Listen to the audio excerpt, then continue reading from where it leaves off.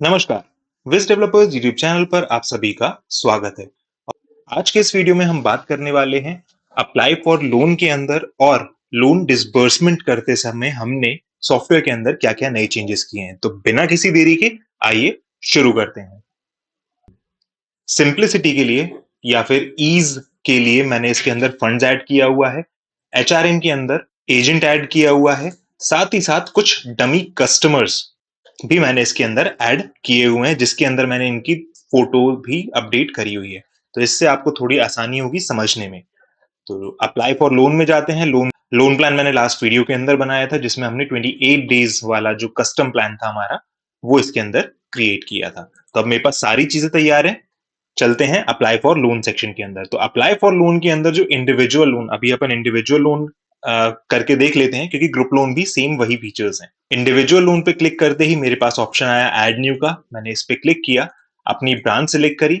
Branch centre locality wise अगर मैं इसको डिफ्रेंशिएट करना चाहता हूं तो वो इसको अपन खाली भी छोड़ सकते, तो मैं भी इसको खाली ही छोड़ दे रहा हूं। स्टाफ के अंदर मैंने सिलेक्ट कर लिया अपना एजेंट।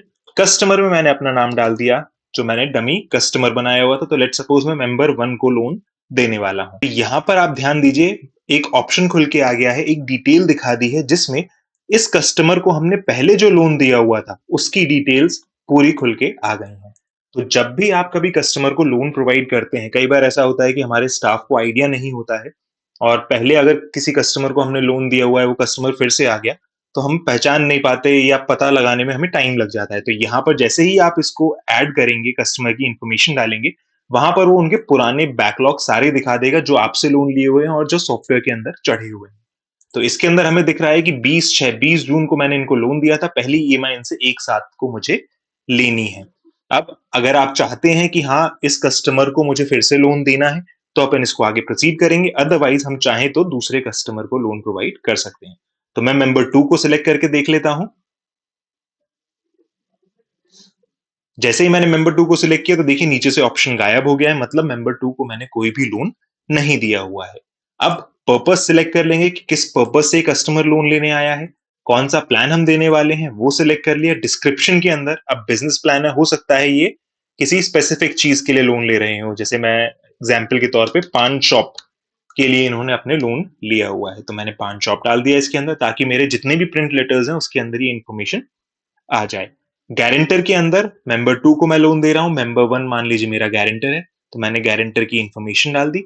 अब इसमें आपको एक नई चीज दिखाई दे रही है, hide rate of interest in print. इसका क्या मतलब है कि जो हमारा प्रिंट लेटर निकलता है उसके अंदर हमारे पास रेट ऑफ इंटरेस्ट लिखी होती है। अब कई बार ऐसा होता है कि तो जो हमारी रेट ऑफ इंटरेस्ट होती है वो काफी यूसरस होती है, मतलब हम अपने कस्टमर को नहीं दिखाना चाहते हैं कि हम उनसे कितना रेट ऑफ इंटरेस्ट चार्ज कर रहे हैं। तो अगर आप भी ऐसा चाहते हैं कि उनके लोन एग्रीमेंट फॉर्म्स में वो रेट ऑफ इंटरेस्ट ना आए, तो उस केस में आप इस ऑप्शन को hide rate of interest in print format इसको कर देंगे यस। मैंने जो इससे पहले वाला मेंबर 1 का लोन बांटा हुआ था उसमें नो करके किया हुआ था, तो मैं दोनों ही आपको लोन एग्रीमेंट्स, डिसबर्समेंट के बाद वाले लोन एग्रीमेंट्स, मैं दोनों आपको चेक करा दूंगा कि उन दोनों में बेसिक डिफरेंस क्या आया।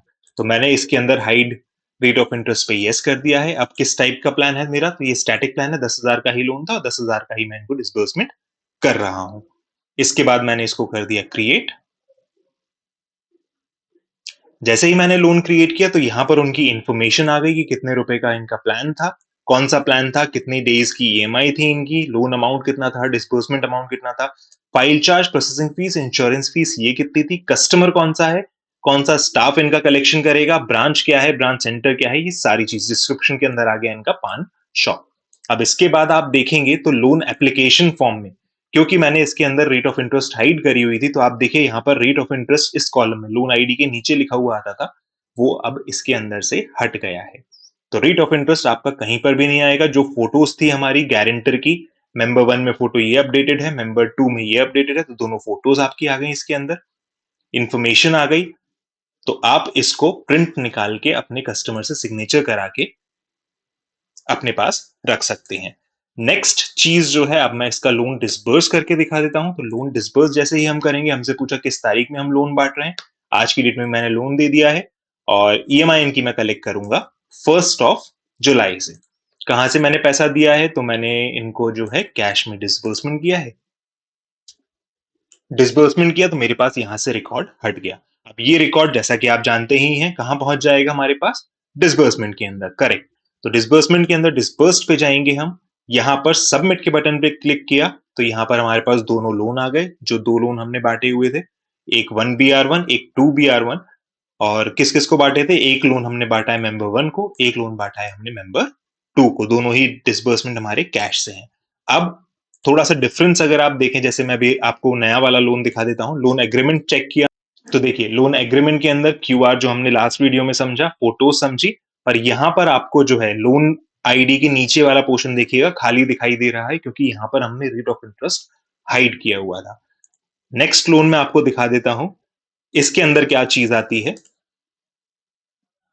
तो देखिए इसमें मैंने रेट ऑफ इंटरेस्ट हाइड नहीं किया हुआ था, तो इसलिए इंटरेस्ट रेट 24% दिखा रहा है। तो अगर आप चाहते हैं कि आप अपने कस्टमर के जो भी डिटेल्स आती हैं उसके अंदर रेट ऑफ इंटरेस्ट ना दिखाई दे, तो आप इस फीचर को लोन डिसबर्स करते टाइम, लोन अप्लाई करते टाइम, उस फंक्शन को आप यस या नो करके सेव कर सकते हैं। तो आई होप ये चीज आपको समझ में आई होगी। और मिलते हैं नेक्स्ट वीडियो में जिसके अंदर हम बात करेंगे सॉफ्टवेयर टाइमिंग की। वो क्या है उसके बारे में अपन अगले वीडियो में समझते हैं। Thank you and have a nice day.